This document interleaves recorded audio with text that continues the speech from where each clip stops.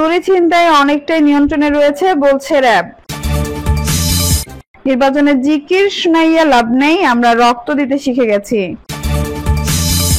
জানাবো ছাতকে বিএনপি ও আওয়ামী লীগ মুখোমুখি। জানাবো দেশ টুকরো করার সংস্কারও কি মানতে হবে বিএনপিকে, সংস্কারের কথা বলে ভোটের অধিকার আটকে রাখা অযৌক্তিক। এবং সর্বশেষ জানাবো চাঁদপুরের অর্ধশতাধিক গ্রামে আজ ঈদ। দর্শক শুনছিলেন সংবাদ শিরোনাম, এখন বিস্তারিত। চুরি ছিনতাই অনেকটাই নিয়ন্ত্রণে রয়েছে বলছে র‍্যাব। চুরি ছিনতাই অনেকটাই নিয়ন্ত্রণে রয়েছে বলে জানিয়ে র্যাপিড অ্যাকশন ব্যাটালিয়ন মহাপরিচালক একেএম শহীদুর রহমান বলেন, ঈদে ঘরমুখো মানুষ যাতে নিরাপদে বাড়ি ফিরতে পারে, বিভিন্ন এলাকায় আইন শৃঙ্খলা পরিস্থিতি নিয়ন্ত্রণে কাজ করছে র‍্যাব। তিনি বলেন, পুরো রমজান মাস জুড়েই র‍্যাব তৎপর ছিল এই কার্যক্রমে ও চেকপোস্ট ঈদ পরিবর্তে সময় অব্যাহত থাকবে। বিশেষ করে ঈদের পর বিনোদন কেন্দ্রগুলোতে সেই সময়ও যেন অপরাধীরা কোনো অপরাধ তৎপরতা পরিচালনা করতে না পারে, প্রতিটি বিনোদন কেন্দ্রে সজাগ দৃষ্টি রাখছে র‍্যাব। র‍্যাব মহাপরিচালক বলেন, ঈদ সহ যে কোনো উৎসবে এলেই অপরাধীরা তৎপর হয়ে ওঠে। অপরাধ তৎপরতা রোধে এলিট ফোর্স র‍্যাব সবসময় কার্যক্রম পরিচালনা করে আসছে। এই ধারাবাহিকতায় র‍্যাব ঢাকা, চট্টগ্রাম ও ঢাকা সিলেট মহাসড়ক দেশের বিভিন্ন জায়গায় মহাসড়কে টহল ও চেকপোস্ট বসিয়ে তল্লাশি কার্যক্রম করে আসছে। র‍্যাব মহাপরিচালক আরো বলেন, পুরো রমজান মাস জুড়ে অনেক অপরাধীকে র‍্যাব আইনের আওতায় নিয়ে এসেছে, যে কারণে এবার ঈদ মৌসুমে ঢাকা, চট্টগ্রাম ও ঢাকা সিলেট মহাসড়ক সহ তেমন ছিনতাই, চুরি ডাকাতির ঘটনা ঘটেনি। ঈদের আগে এবং পরে একইভাবে র‍্যাব ঢাকা, চট্টগ্রাম মহাসড়ক ও ঢাকা সিলেট মহাসড়ক সহ সব জায়গায় তাদেরই তল্লাশি কার্যক্রম অব্যাহত রাখবে। নির্বাচনের জিকির শুনাইয়া লাভ নেই, আমরা রক্ত দিতে শিখে গেছি। জাতীয় নাগরিক পার্টির এনসিপি কেন্দ্রীয় যুগ্ম সদস্য সচিব মোহাম্মদ নিজুম উদ্দিন বলেছেন, নির্বাচনের জিকির শুনাইয়া লাভ নেই, আমরা রক্ত দিতে শিখে গেছি। যে জাতি একবার রক্ত দিতে শিখে গেছে তাদেরকে কেউ দমিয়ে রাখতে পারবে না, আগামীতে আমাদের কেউ দমাইয়া রাখতে পারবে না। তিনি বলেন, আমি সেনাবাগের সন্তান, গণ অভ্যুত্থানের সম্মুখ সারিতে থেকে নেতৃত্ব দিয়েছি। আমরা চোখের সামনে যাত্রাবাড়িতে 30 থেকে 40 জনকে শহীদ হতে দেখেছি। অসংখ্য মানুষকে আমরা ডানে বামে সামনে পেছনে আহত হতে দেখেছি। হয়তো সেই আন্দোলনে আমি নিজেও বুলেট বিদ্ধ হয়ে শহীদ হতে পারতাম। আল্লাহ আমাকে বাঁচিয়ে রেখেছে, আমি এখন বোনাস লাইফে আছি। সুতরাং যারা বোনাস লাইফে আছে তাদেরকে মৃত্যুর ভয় দেখিয়ে লাভ নেই। তিনি বলেন, আমাদের এমনও বলা হয়েছে সেনাবাগে ঢুকতে দেওয়া হবে না। আমি সেনাবাগে এসেছি এবং সেনাবাগে বারবার আসবো। নতুন করে বাংলাদেশকে নব্য ফ্যাসিস্টদের হাতে দেওয়া হবে না।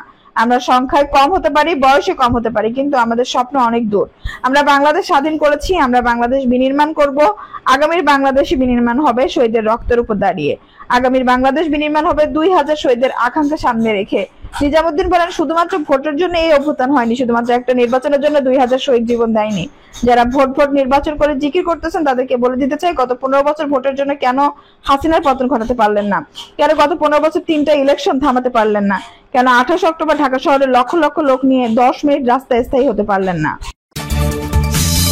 ছাতকে বিএনপি ও আওয়ামী লীগ মুখোমুখি। ছাতকে সন্ত্রাসী হামলায় ঘটনায় নিয়ে বিএনপি ও আওয়ামী লীগের মুখোমুখি। এই নিয়ে গ্রামবাসী দুপক্ষের মধ্যে উত্তেজনা দেখা দিয়েছে। জানা যায়, উত্তর খুরমা ইউনিয়নের সাবেক ইউনিয়ন চেয়ারম্যান ও যুক্তরাজ্য প্রবাসী বিএনপি নেতা নিজামুদ্দিন কাঞ্চনপুরের বাড়িতে ইফতার মাহফিল শেষে বাড়ি ফিরছিলেন স্বেচ্ছাসেবক দলের নেতা ফারুক খান। মৈশাবপুর বাজার থেকে পায়ে হেঁটে বাড়িতে যাওয়ার পথে গ্রামের উত্তর পাশে কালভার্টে পৌঁছা মাত্র আগে থেকে ওত পেতে থাকা সন্ত্রাসীরা তাকে কুপিয়ে মারাত্মকভাবে আহত করে মৃত ভেবে ঘটনাস্থলে ফেলে রেখে যায়। এই সময় মসজিদে এশার নামাজে যাওয়ার সময় গ্রামের ছবদি মিয়া নামক একজন মুসল্লি তাকে দেখে চিৎকার দিলে স্থানীয় লোকজন এসে রক্তাক্ত অবস্থায় উদ্ধার করে হাসপাতালে পাঠান। পূর্ব শত্রুতার জের ধরে গ্রামের আজম খানের ছেলে সাদিক খানের নেতৃত্বে আওয়ামী লীগের ভাড়াটিয়া সন্ত্রাসী দিয়ে এই হামলার ঘটনা ঘটেছে বলে একটি সূত্রে জানা গেছে। এই ঘটনা নিয়ে বিএনপি ও আওয়ামী লীগের মধ্যে টানাটান উত্তেজনা বিরাজ করছে। যে কোনো সময় ভয়াবহ সংঘর্ষের আশঙ্কা দেখা দিয়েছে। গভীর রাত 3টায় এই রিপোর্ট লেখা পর্যন্ত গ্রামের দুপক্ষের মধ্যে টানটান উত্তেজনা বিরাজ করছে। এদিকে আহত স্বেচ্ছাসেবক দলের নেতাদের দেখতে রাতে হাসপাতালে ছুটে যান বিএনপি কার্যকর নির্বাহী কমিটির সদস্য মিজানুর রহমান চৌধুরী। মিজান সহ বিএনপির একাধিক নেতা তার এই হামলা নিন্দা জানিয়ে দ্রুত ভাড়াটিয়া সন্ত্রাসীদের গ্রেপ্তার করে শাস্তি দাবি জানান। দেশ টুকরো করার সংস্কারও কি মানতে হবে বিএনপিকে, সংস্কারের কথা বলে ভোটের অধিকার আটকে রাখা অযৌক্তিক। বিএনপি ভাইস চেয়ারম্যান ও সাবেক এমপি নুরুল ইসলাম মনি বলেছেন, সংস্কার কমিশনগুলোর কথা প্রস্তাবের মধ্যে এমন সংস্কারের কথা বলা আছে যাতে দেশের স্বাধীনতা সার্বভৌমত্ব ঝুঁকির মুখে পড়বে। সেক্ষেত্রে বিএনপি দ্বিমত করবে, সেটাই তো স্বাভাবিক। এমন তো নয় যে দেশটা টুকরো টুকরো করে যাওয়ার মতো সংস্কার প্রস্তাবও মেনে নিতে হবে বিএনপিকে। সংস্কার প্রশ্নে বেশ কিছু বিষয়ে দ্বিমতের কথা বলছে বিএনপি। বিষয়টিকে আপনি কিভাবে দেখছেন? নুর ইসলাম মনি, সংস্কার যেসব প্রস্তাব করা হয়েছে তার মধ্যে আমি তেমন কোনো নতুনত্ব দেখছি না, বরং কিছু কিছু ক্ষেত্রে বালিখিল্য মনে হচ্ছে। দেশের জন্য প্রয়োজনীয় গুরুত্বপূর্ণ সংস্কার প্রস্তাব তো আমাদের ভারপ্রাপ্ত চেয়ারম্যান 2023 সালের 13 জুলাই দিয়ে রেখেছে। আপনি ভাবুন, একজন তারেক রহমান, যার এই দেশের প্রধানমন্ত্রী হওয়ার সম্ভাবনা আছে, তিনি নিজেই বলছেন যে কেউ দুবারের বেশি প্রধানমন্ত্রী হতে পারবেন না, অর্থাৎ তিনি নিজেই নিজের ক্ষমতাকে সীমিত করে ফেলছেন। এত বছরে আমরা কিসের বিরুদ্ধে লড়ছি? দুর্নীতি, সন্ত্রাসের, গণতন্ত্রহীনতার বিরুদ্ধে। এসবে আওয়ামী লীগ করতে পেরেছিল তাদের একনায়কতান্ত্রিক স্বৈরশাসনের সুবাদে। আর যদি নিয়ম থাকতো যে শেখ হাসিনা দুইবারের বেশি প্রধানমন্ত্রী থাকতে পারবে না, তাহলে হয়তো দেশে এমন স্বৈরতন্ত্র প্রতিষ্ঠা হতো না। তাছাড়া তারেক রহমানের এই সংস্কার প্রস্তাব কেবল আমাদের দেশের জন্য নয়, সারা বিশ্বের জন্য একটা রোল মডেল। অথচ দেখুন, অন্তর্বর্তী সরকারের করা কমিশনগুলো থেকে এখন এমন প্রস্তাব এসেছে যাতে দেশকে 4টি প্রদেশে বিভক্ত করার কথা বলা হয়েছে। চিরঞ্জন সুতার মতো মনে হচ্ছে। চিত্তরঞ্জন সুতারের কথা মনে আছে? 75-এর ভারতে পালিয়ে যাওয়ার পর সে খুলনা, যশোর, সুন্দরবন সহ বিশাল একটি এলাকা নিয়ে আলাদা রাষ্ট্র করার ষড়যন্ত্র করেছিল। মাঝে মধ্যে শুনি দিনাজপুর, কুড়িগ্রাম, আগরতলা সংলগ্ন সিলেট এলাকা, ফেনী আর পার্বত্য চট্টগ্রামকে ঘিরে আলাদা রাষ্ট্র করার ষড়যন্ত্রের কথা। এই 4 খণ্ড প্রদেশ আর এসব দাবি যদি এই একসাথে মেলানো হয়, তাহলে ভেবে দেখুন সেটা দেশের স্বাধীনতা সার্বভৌমত্বের জন্য চরম ঝুঁকি কিনা। এখন এই সংস্কার প্রস্তাব মেনে নিতে হবে বিএনপিকে। তারেক রহমানের দেওয়া সংস্কারের প্রস্তাবেই তো গণতন্ত্রের সবচেয়ে বড় প্রতিষ্ঠানকে প্রস্তাবনা দেওয়া আছে। তিনি দ্বিকক্ষ বিশিষ্ট সংসদের কথা বলেছেন, আর্টিকেল 70 তুলে দেওয়ার কথা বলেছেন, যাতে একজন সংসদ সদস্য সরকার পরিবর্তন ছাড়া অন্য যে কোনো ইস্যুতে দলের বিরুদ্ধে ভোট দিতে পারবে। আমেরিকায়ও এই বিধান রয়েছে। রিপাবলিকান দলের রাষ্ট্রপতি প্রার্থী জন মাইকে কেনে সংসদে তার দলের বিরুদ্ধে গিয়ে তৎকালীন প্রেসিডেন্ট বারাক ওবামা কেয়ার বিলের পক্ষে ভোট দিয়েছিলেন, যে কারণে আজও সেখানকার 3.5 কোটি মানুষ চিকিৎসা সুবিধা পাচ্ছে। এছাড়া বিএনপির ভারপ্রাপ্ত চেয়ারম্যান দেশ পুনর্গঠন প্রশ্নে জাতীয় সরকার গঠনের প্রস্তাবও দিয়ে রেখেছেন, যাতে আমরা সবাই মিলে ধ্বংসপ্রায় দেশকে নতুন করে গড়তে পারি। সংস্কার বলতে যদি গণতন্ত্র আর দেশকে ঝুঁকির মুখে ফেলার আশঙ্কা থাকে, তাহলে বিএনপি মানবে না, সেটাই তো স্বাভাবিক। অন্তর্বর্তী সরকার চাইছে সংস্কার শেষ করে নির্বাচন করতে, আর বিএনপি দাবি দ্রুত নির্বাচন। এ ব্যাপারে আপনার বক্তব্য কি? নুর ইসলাম মনি, 1991 সালে আমরা প্রথম অন্তর্বর্তী বা তত্ত্বাবধায়ক সরকারের অভিজ্ঞতা পেয়েছি। তখন কি হয়েছিল? সরকার প্রধান বিচারপতি শাহাবুদ্দিন মাত্র 3 মাসে নির্বাচন সম্পন্ন করেছিলেন। গত 16 বছর বাংলাদেশের মানুষ অত্যাচার, নির্যাতনকারী ফ্যাসিস্ট আওয়ামী লীগের বিরুদ্ধে আন্দোলন করছে। সর্বশেষ জুলাই গণ অভ্যুত্থান, পালিয়ে যায় স্বৈরশাসক শেখ হাসিনা। 2008 থেকে 2024 দীর্ঘ এই সময় আন্দোলনের মূল ইস্যু ছিল গণতন্ত্র ফিরে পাওয়া। সাধারণ মানুষের কোনো ভোটাধিকার ছিল না। রাতের ভোট, কাল্পনিক ভোট বানানো ভোট আর ভোট ডাকাতি করে ক্ষমতায় ছিল আওয়ামী লীগ। এই ভোটের অধিকার আর গণতন্ত্র ফিরে পাওয়ার জন্যই তো এতগুলো বছর অত্যাচার, নির্যাতন সহ্য করে আন্দোলন করেছে মানুষ। গুম ও খুনের শিকার হয়েছে হাজার হাজার জনতা। আয়নাঘরে অন্ধকারে জীবন দিতে হয়েছে অনেককে। অন্তর্বর্তী সরকারের প্রথম দায়িত্ব হচ্ছে দেশে গণতন্ত্র ফিরিয়ে আনা, মানুষের ভোটের অধিকার ফিরিয়ে দেওয়া। আমি তথা আমার দল সংস্কারের বিরুদ্ধে নয়, আবার সংস্কারের কথা বলে মানুষের ভোটের অধিকার অনির্দিষ্টকাল আটকে রাখা অযৌক্তিক। দেশের মানুষ চায় তাদের ভোট নির্বাচিত সরকার। সংস্কার আমরাও চাই। নিরপেক্ষ নির্বাচন করতে যতটুকু সংস্কার দরকার সেটুকু করে নির্বাচন দিক বর্তমান সরকার। নিজেদের সুবিধার জন্য 130টি আসনের সীমানা পরিবর্তন করা হয়েছে ফ্যাসিস্ট আমলে। নির্বাচন কমিশনকে করে রাখা হয়েছে ছোট জগন্নাথ। আমলাতন্ত্রের এমন ভাবে সাজানো হয়েছে যাতে সাধারণ মানুষ ভোট দিতে পারুক বা না পারুক, কিন্তু ক্ষমতায় থাকবে আওয়ামী লীগ। অন্তর্বর্তী সরকার এসব জায়গায় সংস্কার করুক। আর্টিকেল 126-এর সংস্কার হোক। নির্বাচনকারী সরকার, কর্মকর্তা, কর্মচারী কার্যকর ভাবে রাখা হোক ইসির অধীনে।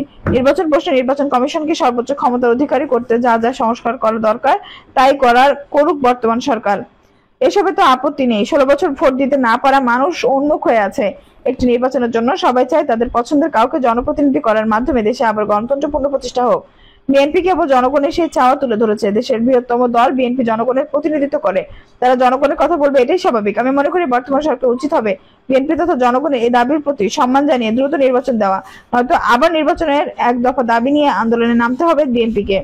নির্বাচন বিলম্বিত হলে কি কি সমস্যা হতে পারে বলে আপনি মনে করেন? নুর ইসলাম মনি, বর্তমান অন্তর্বর্তী সরকারের প্রধান ডক্টর মোহাম্মদ ইউনূসের একটি বক্তব্য দিয়েই এই প্রশ্নের উত্তরটা দিয়ে দিতে চাই। একটা অনুষ্ঠানে তিনি বলেছিলেন, 150 কোটি মানুষের দেশ ভারত এমন একজন খুঁজে পাওয়া যাবে না যিনি তার দেশের স্বাধীনতা সার্বভৌমত্বকে হুমকির মুখে ফেলার মতো কোনো কাজ করবেন। অথচ মাত্র 18 কোটি মানুষের এই দেশে এমন অনেককে পাওয়া যাবে যারা ব্যক্তি স্বার্থের জন্য দেশ বেছে দিতে দ্বিধা করবে না। আমার ভয়টাও এখানেই। নির্বাচিত সরকার না থাকায় দেশে মব জাস্টিস নামে বিচারহীনতার যে সংস্কৃতি আমরা দেখছি, এটা কি সাধারণ মানুষ করছে? গভীরভাবে বিশ্লেষণ করে দেখবেন সেখানেও এর নেপথ্য রয়েছে এই দেশ বেচা কিটগুলো। ছিনতাই, ডাকাতি সহ যা যা হচ্ছে তার নেপথ্য রয়েছে গণঅভ্যুত্থান অর্জিত বিজয়, নেশা তো দেশকে অস্থিতিশীল করার ষড়যন্ত্র। আর সেনাবাহিনীকে জনগণের মুখোমুখি দাঁড় করানোর ষড়যন্ত্র চলছে। সেনাবাহিনীর প্রধান তিনি সেনাপ্রধান যিনি আন্দোলনে জনতার পক্ষে ছিলেন, তিনি 18 মাসের মধ্যে নির্বাচন দিয়ে নির্বাচিত সরকারের হাতে ক্ষমতা হস্তান্তর করার কথা বলছেন। তাকে বিতর্কিত করার ষড়যন্ত্র হচ্ছে। এমন নজির পৃথিবীর কোথাও কি আছে যে ক্ষমতা পাওয়ার সুযোগ পেয়েও একজন সেনাপ্রধান তা দখলের চিন্তা না করে গণতন্ত্র প্রতিষ্ঠার কথা ভাবছেন? তাকে নিয়ে টানা হেঁচড়া হলো এসব কিসের আলামত? বাংলাদেশ সেনাবাহিনী আমাদের গৌরবের, অহংকারের। সেনাবাহিনী ধ্বংস হওয়া মানে দেশের স্বাধীনতা সার্বভৌমত্ব হুমকির মুখে পড়া। এই সেনাবাহিনীকে ধ্বংস করার জন্যই তো পিলখানার ট্রাজেডির নামে ষড়যন্ত্র করে 57 জন চৌখস সেনা কর্মকর্তা হত্যা করতে ভারত। সেনাবাহিনীকে জনগণের মুখোমুখি দাঁড় করানো গেলেই জুলাইয়ের গণ অভ্যুত্থান অর্জিত ফ্যাসিমুক্ত বাংলাদেশকে আবারও ভারতের তাবেদার রাষ্ট্রে পরিণত করা যাবে বলে ষড়যন্ত্র জাল বোনা হচ্ছে। একটা কথা পরিষ্কার মনে রাখতে হবে যে ফ্যাসিস্ট হাসিনা পালিয়ে গেলেও তার দোসররা এখনো দেশে আছে। তারা বাংলাদেশকে একটি অকার্যকর রাষ্ট্রে পরিণত করার ষড়যন্ত্র করছে। এখন একটি নির্বাচিত সরকার ক্ষমতায় আসবে, তখন আর এইসব ষড়যন্ত্রের কোনো কাজে আসবে না। বাংলাদেশের জনগণের ভাগ্যের পরিবর্তন এবং দেশের সত্যিকারের অর্থে গণতন্ত্র প্রতিষ্ঠার জন্য যত দ্রুত সম্ভব নির্বাচন দিয়ে জনগণের প্রতিনিধিত্বশীল সরকারের ক্ষমতায় আসা প্রয়োজন। নইলে এদেশকে দাস বানিয়ে রাখার ভারতীয় ষড়যন্ত্র তা ঠেকানো মুশকিল হয়ে যাবে। নইলে এদেশকে দাস বানিয়ে রাখার ভারতীয় ষড়যন্ত্র তা ঠেকানো মুশকিল হয়ে পড়বে।